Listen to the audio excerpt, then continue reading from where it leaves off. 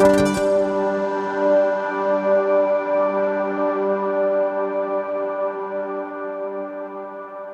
va directement commencer par un premier panel avec Maude. Bonjour.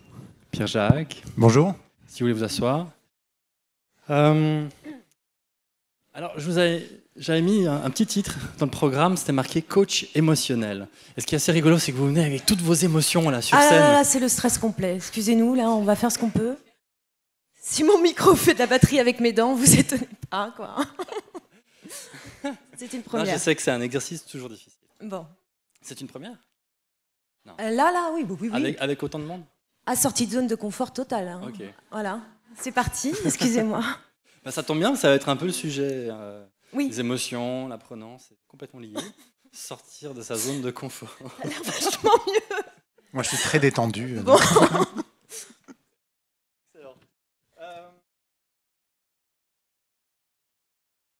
Par toi, vu qu'on y est. Donc, tu es chargé de mission au groupe La Poste pour la direction digitale et la communication. Et pourquoi j'ai eu le désir de t'inviter, c'est vraiment, je sens cette envie de mieux faire. Et que tu partages sur les réseaux sociaux. Donc, sur les réseaux sociaux, il n'y a pas de problème, tu communiques à fond. C'est le masque des réseaux sociaux. D'accord. Non, mais non. Oui, non, mais c'est vrai que tu es effectivement très très à l'aise sur les réseaux sociaux. Et donc tu étais déjà là ce matin, donc tu as pu assister aux présentations. Pour toi, l'IA, c'est l'intelligence artificielle, d'un point de vue émotionnel, ça te génère du stress ou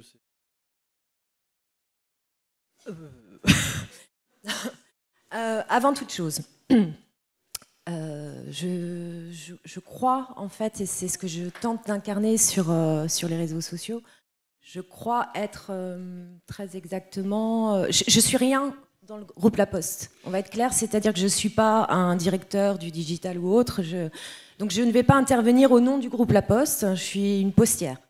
Oui. Eh bien oui, mais ça change déjà beaucoup de choses, c'est-à-dire que moi, ce que je prône à l'heure actuelle, c'est justement ce changement de paradigme. Mm-hmm. Alors, qu'est-ce qu'on entend ? Je veux bien, c'est ce que j'essaie d'expliquer finalement avec mon petit bagage, vu que j'ai fait de la philo, et qu'à un moment donné, je lui dis « Oh, dis donc, il y a quelque chose qui s'aligne là. Est-ce que vous voulez que je raconte ça ?»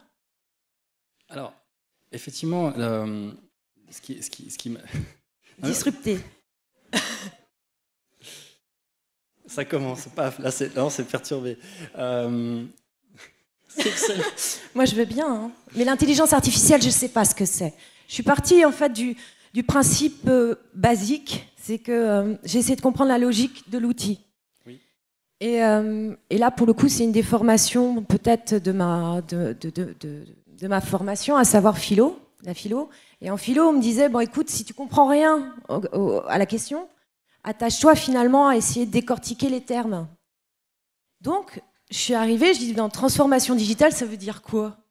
Et du coup, j'ai vraiment opéré de la sorte, c'est-à-dire que je me suis dit, bon, alors transformation, c'est quoi ? C'est passer d'un état à un autre, ok. Passer d'un état à un autre, ça veut dire quoi ? Faut du temps. Donc déjà, tu as la temporalité, c'est du temps long. Passer d'un état à un autre, ça suppose quoi ? Ça suppose qu'il y ait un lien entre un premier état et un lien entre un deuxième état. Bon, donc j'ai décortiqué de manière logique, en fait, toute seule dans mon coin. Et à côté de ça, j'ai pris digital. Et digital, je me suis dit, bon, alors digital, c'est quoi ? Et je me suis dit, bon, digital, a priori, c'est un outil. Bon, c'est un outil digital. Ok, très bien. Donc, un outil digital, quelle est la temporalité d'un outil ? Alors, la temporalité de cet outil-là, a priori, elle est courte. On est d'accord ? Elle est dans l'immédiateté. Donc, en fait, rien qu'en prenant les deux, je me suis dit, là, il y a quand même un problème. En fait, on essaie de lier une temporalité longue, la transformation, à une temporalité courte, le digital. Bon. Alors après, j'ai pris un peu de recul encore, et puis toujours pareil. Tu m'arrêtes, hein, Non, mais c'est parfait, continue. Faut m'arrêter, hein, parce que j'ai une pensée systémique à l'outil, comme l'outil, donc je suis grave. Et donc après, j'ai continué, je me suis dit, ça veut dire quoi en fait ? Là, c'est la première fois dans l'histoire de l'humanité qu'on a un outil qui nous permet d'être ici et à l'autre bout du monde en même temps. Donc on a le don d'ubiquité, ouais d'accord, donc ça veut dire quoi ? bah, ça veut dire que finalement, ça transforme forcément notre relation à l'autre. Ça, déjà, j'avais un petit truc. Ensuite, ça transforme quoi? Bah, ça transforme forcément notre relation au temps. C'est écrit dedans. Espace-temps. Espace-temps. Voilà. Donc ça, déjà, j'ai trouvé que c'était intéressant. Je l'ai mis de côté. Après, je me suis dit, ouais, d'accord, par rapport à qu'est-ce que ça change si on dit changement de paradigme? Moi, en philo, le changement de paradigme, ce qu'on m'a dit, c'est qu'on change de représentation. On change de représentation, c'est ça, un changement de paradigme. Il faut changer nos représentations. Ça veut dire quoi? Et à quelle représentation on se réfère? Alors du coup, j'ai repris mes cours et tout ça, comme une brave fille, et je suis tombée en fait à l'allégorie de la caverne. Je ne sais pas si vous la connaissez, de Platon. L'allégorie de la caverne. Oui, voilà. En fait, l'allégorie de la caverne, pour faire simple, c'était une caverne avec des non-sachants et une petite loupiote dans la caverne, une petite ouverture, un feu dans la caverne. Et finalement, les non-sachants se disent que la réalité, c'est les ombres qu'ils voient du monde extérieur. Et Platon, l'allégorie de la caverne, Platon a dit que finalement, il n'y avait que les sachants, à savoir les philosophes, qui étaient en capacité d'aller chercher le monde des idées extérieures, des représentations au-dessus, que personne, c'était le cosmos grec, personne ne peut le choper à part les philosophes. Bon. Et là, je me suis dit, ben là, je crois que je peux m'arrêter là, parce que finalement, l'outil digital, qu'est-ce qu'il fait? Ben, il file aux gens de la caverne un outil qui permet d'exploser la caverne. C'est-à-dire que l'outil digital, il permet aux non-sachants de se rendre compte, en fait, désormais, qu'il n'y a plus de... Ils peuvent être sachants, ils peuvent découvrir le fait, ils peuvent découvrir ce qu'il y a, et ils peuvent aussi découvrir le fait que pendant toutes ces années, on leur a expliqué un truc avec des sachants qui ont dit c'est comme ça, fais ce que je dis parce que je fais. Et cet outil dit non, désormais, en fait, on dit ce qu'on fait et on fait ce qu'on dit. C'est la transparence de l'outil. C'est intéressant parce qu'un des points qu'on a relevé ce matin, c'était le manque de transparence potentielle de l'IA. Mais c'est là où on va peut-être devoir vraiment mettre en place une gouvernance pour obliger, et je crois qu'elle est en train de se mettre, pour obliger d'avoir de la gouvernance sur cette partie-là. Belle introduction, très bien. Tout va bien. Merci. Tu peux respirer. À toi. Débrouille-toi. Et par contre, je suis pas d'accord avec un truc. Quoi? Bah, t'as dit je suis rien. Et mais du coup, je suis tout. Oui, voilà, on est d'accord. Non, mais c'est ça qui est intéressant aussi, c'est-à-dire que le rien peut être tout. C'est ça qu'il faut piger, c'est-à-dire que pour le coup, là où il y avait des gens, et c'est le deuxième point, et après j'arrêterai, c'est que il y a le changement de paradigme se situe là. J'ai été rechopée aussi de trucs. C'est Calon-Latour, les ouvrages de Calon et Latour, qui disent qu'en fait, on sort d'une période de grand partage. Et le grand partage, c'est quoi? C'est-à-dire, c'est cette scission entre... Il n'y a plus de bien, il n'y a plus de mal, il n'y a plus de bon, il n'y a plus de mauvais, il n'y a plus de sachant, de non-sachant, c'est ce que j'ai traduit. Désormais, en fait, un collaborateur peut se former au nez et à la barbe de son manager grâce à l'outil. Il peut faire son réseau. Qu'est-ce qu'il fait? Et qu'est-ce qu'il faisait finalement? Le pouvoir en entreprise, c'est ça. C'était l'accès à l'écriture, l'accès au réseau et l'accès au réseau, il y en a un troisième, à la connaissance, de rien. Et donc en fait, là, on a un outil qui permet à chacun d'avoir accès à tout. Alors, je vais pas ça horizontalise la relation. Mais je suis obligé de le dire.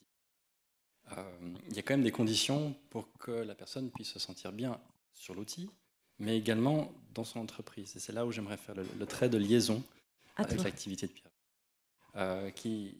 Donc toi, tu es sur le terrain et tu te trouves avec des gens qui ont envie de faire à la limite exploser la caverne, ou d'autres qui l'explosent littéralement, et les gens sont dans la caverne et ils n'ont pas envie forcément que la roche leur tombe dessus. Peut-être nous dire quelques mots sur ton activité et les enjeux de tes clients. Alors, d'abord, tu dis que je suis sur le terrain, mais j'ai compris que Maud, elle était tout à fait sur le terrain aussi. Ah ben moi, il n'y a pas plus... Oui. Bah voilà. Donc, en fait, quand Raphaël dit que je suis sur le terrain, effectivement, je me dénomme comme accompagnateur de changement humain. Et en fait, c'est plutôt la partie humaine que j'accompagne dans les changements ou dans les transformations, c'est-à-dire le passage d'un état à un autre, qu'il soit injoncté, c'est-à-dire qu'on demande d'aller d'un endroit à un autre ou pas. Donc voilà, donc mon quotidien finalement, c'est d'intervenir avec une collègue, donc partie d'un petit groupement qui s'appelle Frames et Enantios, d'intervenir sur des transformations humaines qui viennent accompagner, alors là on parle de digital, mais ça peut être, je ne sais pas, des déménagements, ça peut être des changements d'organisation, des changements de mode de travail, et on vient donc accompagner la partie humaine de ces transformations. D'accord. Et donc... Alors peut-être pour dire un mot de ce que dit Maud, parce que moi voilà, on ne se connaît pas et on s'est rencontrés, on est tombés à la même table alors qu'on ne savait pas qu'on intervenait ensemble. Par hasard. Et en fait, tout ce que dit Maud aujourd'hui là sur cette notion de réalité qui en fait est peut-être une ligne conductrice par rapport à la façon dont on accompagne le changement, c'est d'agir, de partir du principe que chacun a sa propre réalité et qu'il n'y a pas de réalité vraie pour tout le monde. Et du coup, déjà de regarder le monde comme ça et de regarder que chacun voit la réalité de sa façon et qu'il n'a ni tort ni raison, mais c'est juste sa façon de voir les choses, eh bien déjà on accompagne les gens de façon très différente. Oui. Non mais quand on parle de la complexité, c'est un gros mot. Mais la complexité, finalement, c'est quoi? C'est de considérer qu'il n'y a pas une bonne ou une mauvaise idée, il y a deux idées différentes, c'est ce que tu dis, et que finalement, tout l'enjeu du manager, du futur manager facilitateur, c'est de préserver ce cadre psychologique de dire il n'y a plus un sachant, un non-sachant, du bien, du mauvais. Ce que tu peux dire, c'est être ce que tu penses aussi, et c'est ça qui peut faire avancer le collectif. Moi, mon taf, ça va être de faire en sorte que de deux idées différentes, une troisième émerge. Et la complexité est là, c'est-à-dire que c'est 1 + 1 = 3. C'est ça. Et le changement de paradigme se situe, selon moi, là, c'est-à-dire admettre que désormais, on peut être, et c'est hyper intéressant et chouette, nous-mêmes, l'assumer tel quel, et avancer de la sorte dans un cadre qui sécurise sur du long terme l'humain, c'est-à-dire dans la symétrie des attentions. La symétrie des attentions, c'est la logique de l'outil. Gagnant et gagnant, le lien. Ce n'est pas un outil de force. C'est pas un outil de dominant-dominé. Et c'est pas une logique de lutte des classes. C'est juste écouter les mots. Le réseau, en fait, c'est ça, c'est du lien. Une mise en relation. Ça se fait sur du temps long. La confiance, c'est sur du temps long. L'expérience, c'est sur du temps long. Alors, ça rejoint ma question, que j'avais envie de faire le lien entre attention et émotion. C'est-à-dire que la symétrie des attentions, c'est comprendre l'émotion de l'autre, de son prochain, de façon réciproque. L'intelligence émotionnelle, c'est-à-dire cette capacité à comprendre l'émotion de l'autre, c'est un sujet qui est assez récent. Dans le XXe siècle, on estimait que les gens étaient rationnels, que les top managers étaient 100% rationnels, et c'est complètement décrié. Donc on prend en compte maintenant l'intelligence émotionnelle. Comment est-ce qu'elle peut s'inscrire à la fois sur le digital, cette compréhension? Est-ce que tu as l'impression que toi, tu peux être émotionnellement dans l'entraide sur la plateforme digitale du groupe La Poste? Est-ce que toi, tu arrives à vraiment travailler sur ces émotions, à les aider à... Parce que je parlais de réalité, il y a des réalités émotionnelles. Et ça, enfin, quelques repères par rapport à ça. Non, c'est toi. J'y vais. Oui. En fait, dans toutes les missions d'accompagnement en changement, nous, ce qu'on considère, c'est que finalement, on ne va pas chercher de confrontation, c'est-à-dire on ne va pas aller chercher le choc culturel ou dire voilà, une espèce de confrontation qui pourrait faire avancer l'autre. On va plutôt essayer de comprendre comment il voit les choses et comment il ressent les choses. Et en fait, cette émotion, on va regarder très pragmatiquement comment elle va se traduire par des comportements. Et c'est ça, c'est la seule chose qui va être finalement attrapable dans notre façon de travailler, c'est que chacun va vivre des émotions et c'est extrêmement important de les prendre en compte. Et c'est aussi extrêmement important de voir comment ces émotions vont se traduire en comportements très concrets. Et c'est par là qu'on va essayer d'attraper quelque chose pour des leviers de changement. Donc on ne va pas attraper l'émotion parce que c'est quelque chose de très...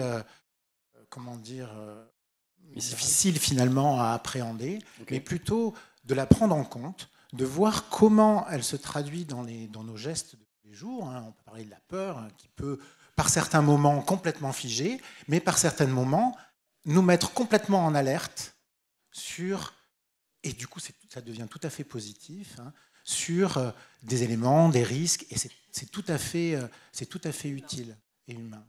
Donc voilà, en fait, on va essayer de voir comment ces émotions, parce que si on parle d'intelligence émotionnelle et qu'on reste juste à ce niveau-là, ça va être assez compliqué de l'appréhender, mais plutôt de voir comment. Et pour chacun d'entre nous, c'est très différent. Je voulais dire, j'entendais un mot ce matin, et je rebondis, mais voilà cette approche qui ne va pas prédéterminer les comportements de chacun. J'entendais, on a parlé beaucoup de modèles ce matin. Modèles, ben voilà, on a parlé d'arc-en-ciel, on a parlé de rouge, vert, bleu, jaune, qui finalement, pour moi en tout cas, sont presque prédéterminent un certain type de comportement. Ben voilà, l'approche qu'on va avoir, qui est certes un peu en dehors du sens commun, va dire, ben voilà, on ne va pas prédéterminer en tout cas. T'es d'accord ? Grave. T'as au moins une fan. On ne va pas avoir un modèle qui va prédéterminer face à une situation. Voilà, le rouge, il va réagir comme ça. Hein, c'est pas ça. Voilà. Il y a tellement de. Pourquoi tu ris ?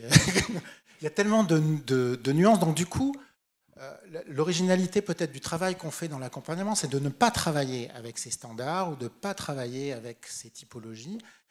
Et du coup, c'est plus compliqué. Hein, ça va être, voilà, c'est plus compliqué parce qu'on arrive à une complexité, mais qui est une complexité tout à fait humaine, qui est de dire que chacun va réagir selon le contexte, selon l'humeur dans laquelle il est, selon l'émotion qu'il vit, de façon différente, parfois à des événements qui pourraient être semblables, de façon 2 fois différente.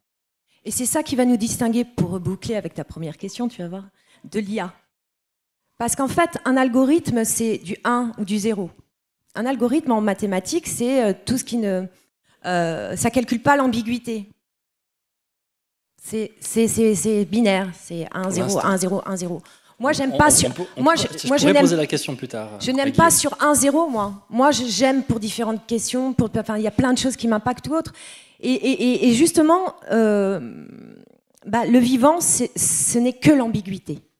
Ce qui caractérise le vivant, c'est l'ambiguïté. Alors, ça fait peur, et c'est la raison pour laquelle, en fait, le vivant, on a tendance à vouloir avoir son confort, rentrer dans des cases, et c'est très rassurant. C'est humain.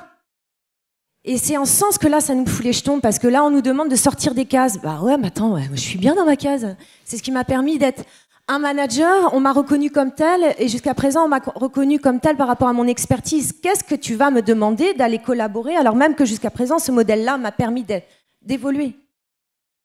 Donc, il est là, je pense, le truc, c'est de dire au manager, t'inquiète pas, tu vas pas perdre plus de pouvoir, voire même au contraire, peut-être que tu vas pouvoir te regarder sur... Il y a différentes... L'outil digital, en fait, ne segmente plus notre personnalité. On est à la fois avec cet outil dans notre poche. Moi, je suis maman, je dis à ma fille, bah ouais, tu rentres tout de suite. Puis l'instant d'après, je sais pas Airbnb, mais je peux me prendre un... Donc, en fait, il n'y a plus d'interne, il n'y a plus d'externe. S'il y a un outil tel que Our Company, par exemple, qui est en train de permettre à n'importe quel collaborateur de juger, pas de juger, d'exprimer son mal-être sans passer par sa hiérarchie, il a juste à télécharger... Dans ces cas-là, on ne peut plus laver notre linge sale en famille comme ça se faisait, entre guillemets. C'est-à-dire que non, désormais, en fait, un collaborateur est client, citoyen, femme, homme, tout est lié. Donc, on ne segmente plus nos vies. C'est vachement intéressant dans l'absolu. Mais du coup, ça fait peur. Cette ambiguïté, elle est aussi valable entre des pratiques digitales versus des pratiques workshop ou quelque part. Dans le workshop, tu crées un espace de confiance. Dans le digital, oui, il se situe où cet espace de confiance ? C'est le fait qu'il y ait beaucoup de gens que du coup, ça te crée la confiance de pouvoir t'exprimer, de pouvoir dire des choses qui vont à la limite bousculer certaines personnes. Dans le digital, comment tu retrouves cette dimension émotionnelle ? Parce que toi, tu utilises les réseaux sociaux de l'entreprise pour t'exprimer, pour communiquer les projets, pour expliquer... Alors, moi, je suis ce qu'on peut caractériser comme une hackeuse corporate, mais pas en mode pirate, je vais vous exploser tout, loin de là. c'est pas du tout ça. Moi, l'ADN de la Poste, c'est l'humain. Voilà, une boîte qui, depuis le XIIe siècle, a son ADN basé sur le lien humain. Si on se plante sur cette transformation digitale, ça voudra dire qu'on se sera éloigné de nos fondamentaux. Donc, qu'est-ce que je fais? Moi, je suis clairement ce que je suis là devant vous, c'est-à-dire je suis et je maintiens en fait des respects basiques de la relation humaine en disant, finalement, la transformation digitale, c'est le respect pur et strict de la liberté, de l'égalité et de la fraternité. Mais très concrètement, on arrête maintenant de... C'est ça. C'est revenir aux fondamentaux de la relation humaine et de mettre l'humain au centre. Alors, je vais te reposer la question très précisément. Tu parles de symétrie d'attention. Et je suis désolé, mais une attention n'est pas du tout similaire si tu es face à face dans un workshop que si tu es sur le digital. C'est-à-dire que sur le digital, il y a des choses que tu ne peux pas observer, que tu ne peux pas voir. Donc, comment comprendre l'émotion de la personne quand elle répond de telle façon? Quels sont pour toi les palliatifs pour... Parce que je ne suis pas du tout en train de décrier l'outil. L'outil est fondamental. On a besoin d'aller plus vite, on a besoin d'accélérer, mais il faut prendre en compte la partie émotionnelle. Et malheureusement, des fois, elle est invisible dans l'écrit. Oui, et d'un autre côté, je me rends compte dans mes écrits, en étant ce que je suis, que j'attire très exactement les personnes... pas comme moi, mais je suis une personne, je le sais, un peu iconoclaste, atypique, mais pour le coup, ce n'est pas une case. Ce qui fait que, comme je prône le fait que désormais, il faut se recentrer sur l'humain, mais des relations humaines, le bon sens de la relation humaine, quoi. C'est le bon sens de la relation humaine, c'est de respecter l'autre. Donc, tous mes posts et tout ce qui vient alimenter. Et là, pour le coup, c'est ça qui est intéressant, c'est qu'il y a toute une philosophie qui a été zappée. Toute une philosophie humaniste, une littérature humaniste à laquelle on peut se rattacher. Et c'est pour ça que je joue avec ça, moi aussi, dans mes publications. C'est-à-dire que je prends Hamlet, et puis, si tu prends l'acte, je ne sais plus combien d'Hamlet, et tu te rends compte que ça peut très exactement se caler sur les relations imposées par l'outil digital. Tu utilises la philo, toi aussi, dans tes workshops? Oui, sûrement. Oui, sûrement. Oui, bien sûr. Peut-être pas avec le niveau de mode. Mais j'ai aucun niveau, moi. Est-ce qu'il nous reste 1 minute? Une dernière question. Le stress. Oh là. Est-ce que c'est utile ou fondamentalement mauvais? Parce qu'on est stressé, là. Il faut se l'avouer. Mieux, il ne nous reste plus qu'1 minute, donc on est bien. C'est une question qui est compliquée parce que je pense que chacun va réagir de façon extrêmement différente par rapport au stress. Et pour certains, ça va être un stimulateur, pour d'autres, ça va être un effet bloquant. Donc, c'est très compliqué finalement de donner une réponse un peu universelle ou standardisée par rapport à ça. Voilà, je trouve que la question, elle est très compliquée parce que voilà, on va avoir une telle variation de comportements qui vont sortir du stress que c'est difficile de dire si c'est bien ou si c'est pas bien. Par moments, c'est très mauvais et on voit des cas dans les entreprises qui sont extrêmement complexes et extrêmement destructeurs. Et puis on a des cas où c'est plutôt une source d'innovation, de création. Voilà, c'est la juste dose. C'est marrant parce que moi, je travaille pas mal avec des gens dans les entreprises et on trouve... Il y a plein de gens qui viennent me voir en disant « Oh là là, je procrastine, je fais les trucs au dernier moment, etc. » Et on se rend compte que finalement, ces gens-là, ils ont une grande qualité, c'est qu'ils font les choses au dernier moment, ils sont un peu sous stress. Alors c'est un stress qui visiblement qu'ils acceptent, mais qui est quand même assez fort. Ils font tout au dernier moment, et c'est là qu'ils sont le plus créateurs, géniaux, etc. Les architectes, par exemple, je travaille dans un cabinet d'architectes, ils travaillent beaucoup comme ça, les charrettes. Vous avez tous entendu parler peut-être des charrettes. Et ben c'est là. Non. Alors les charrettes, c'est voilà, l'équipe, elle se met en stress à la fin ou très proche des projets, et c'est là que la création se fait finalement. Et du coup, moi, je rencontre beaucoup d'architectes qui me disent « Ah, nous, à nous organiser, il faudrait qu'on fasse les choses dans les temps, etc. » Mais en fait, les projets sont mauvais quand ils font comme ça. Enfin, ils ne sont pas contents de leur projet. Du coup, finalement, de voir les choses comme ça, ça permet de créer, d'être innovant. Voilà, donc... Ce sera le mot de la fin. Et puis, ça s'est très très bien passé. Bon, c'est passé, surtout. Merci. Moi aussi, je t'aime. Bravo.